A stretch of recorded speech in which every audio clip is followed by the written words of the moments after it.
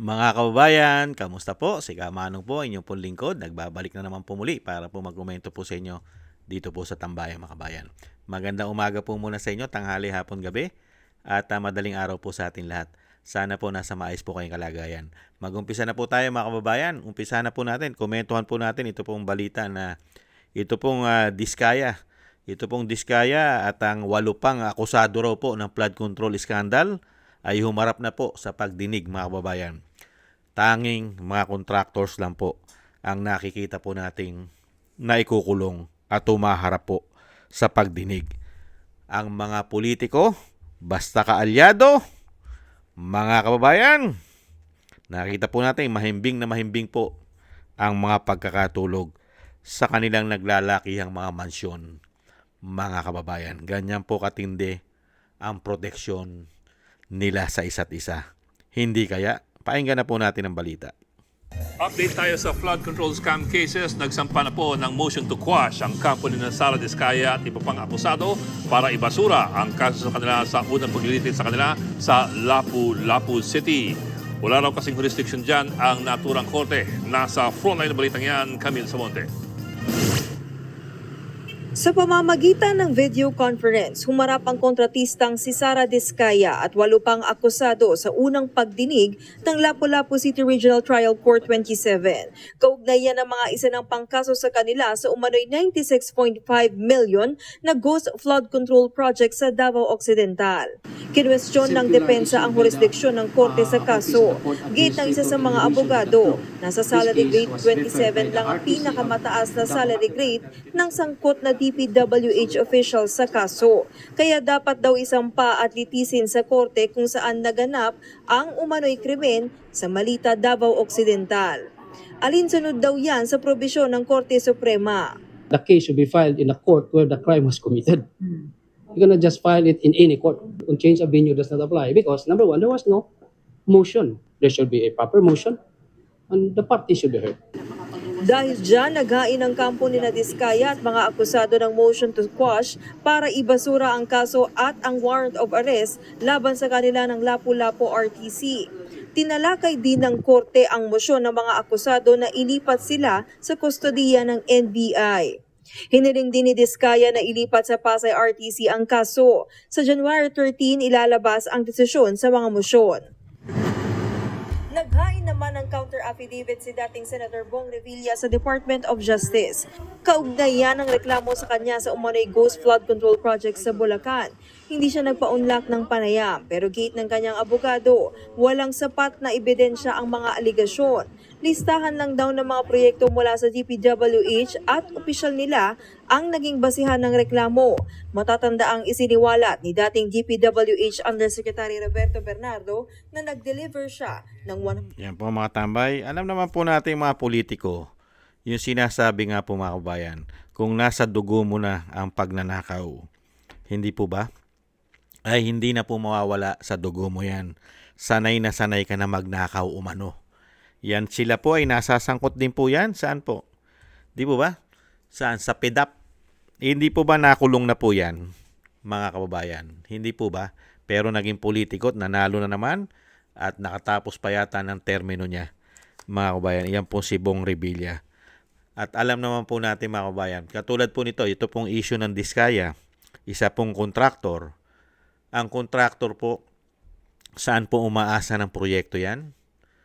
Sa DPWH. Saan pa? Sa mga distrito, mga politiko. Hindi po ba? Kung itong si Diskaya po ay ginawa po nilang state witness itong tao na ito, itong mag-asawa na ito, napakarami pong ituturo ng mga politiko, lalo-lalo po ang administrasyon. Dahil alam naman po natin mga kababayan, ang administrasyon, lalo-lalo kung ikaw ay nasa administrasyon, ay busog na busog ka po sa budget. Hindi po ba? Kahit lalaki po ng budget na nahawakan basta ikaw ay nasa administrasyon. Hindi po ba? At pag wala ka naman sa administrasyon, jetang-jeta ka sa budget. Hindi po ba? Lakaran na po yan. Lalong-lalo po ang gobyerno. Pagka ang gobyerno po ay nakaupo, ay grabe po ang pamumulitika. Nangyayari po talaga yan. gigipitin ng hindi nila kaalyado.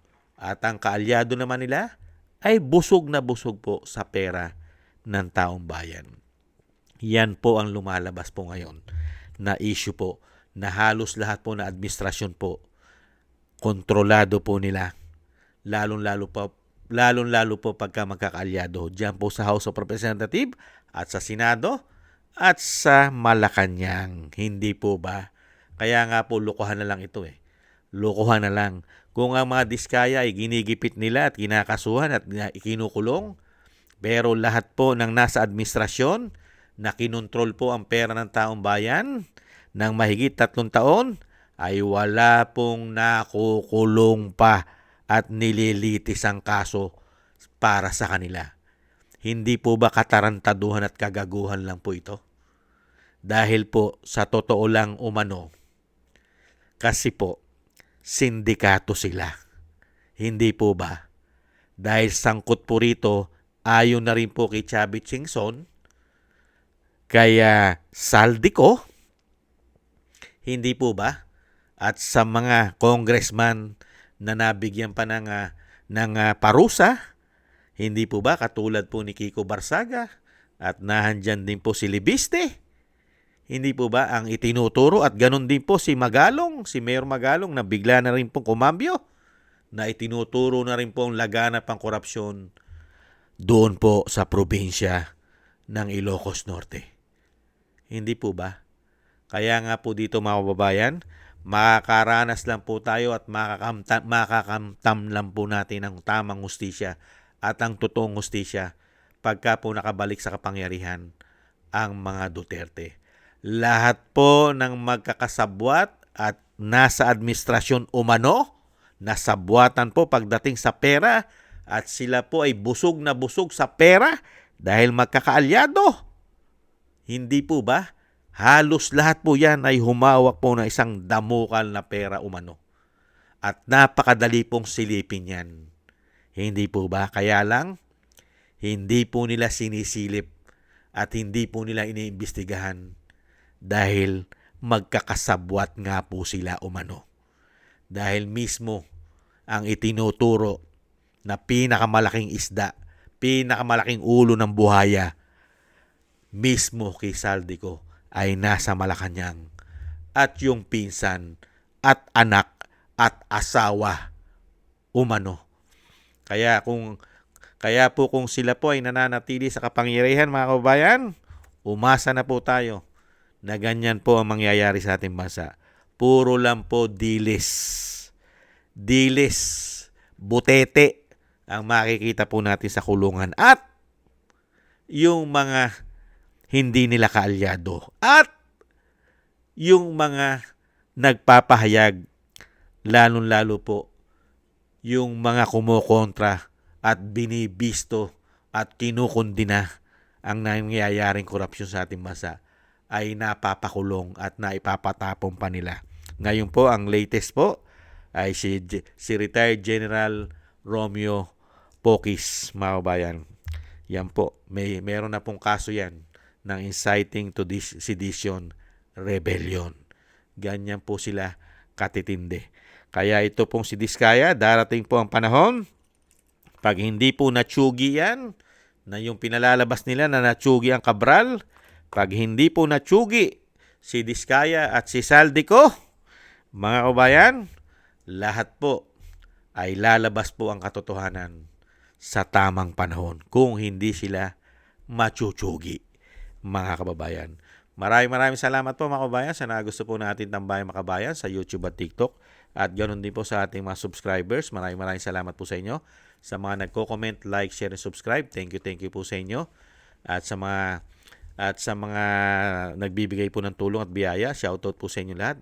Thank you po kay Tatay Nick ng Canada, Balance Vision TV, Eric Hershaw ng Canada, si Annie Jo, si Nancy Lumampaw, Gay at Chena, Norma Garcia, Michelle Yamaguchi, Rosalina, Wills Bubbles, Arpel Villacorta, Chodorico Erguisa Jr., ako si Pilam, Jobilin Watanabe ng Japan, si Jem Aris ng United Arab Emirates, Julieta Celona ng Sydney, Australia, Gina Ray Solidides ng Berlin, Germany, Jake Yahut ng Maisog, California, USA, Kingston ng Hong Kong at Beichi Chiyoko. Thank you po mga kabayan sa mga biyaya at tulong na inyo pong pinagkakalob. Ingat-ingat po kayo lalo po sa inyo po mga paggawa. At syempre po, yung dasal at panalangin po natin sa ating pong buong sambayanan at sa pamilya Duterte, ang ating Vice President at ang dating Pangulo, na sana tayo pong lahat ay maingatan sa kapahamakan at madugtungan pa po ang buhay at kalakasan ng dating Pangulo at makauwi na po siya sa lalong mabilis sa ating bansa. Thank you po sa mga dasal mga kababayan. At syempre po mga kababayan, ingat-ingat po tayo at thank you po. At God bless po sa atin lahat. God bless po sa inyo. Taste lang po mga kababayan. Taste lang po tayo. Paalam. Bye-bye.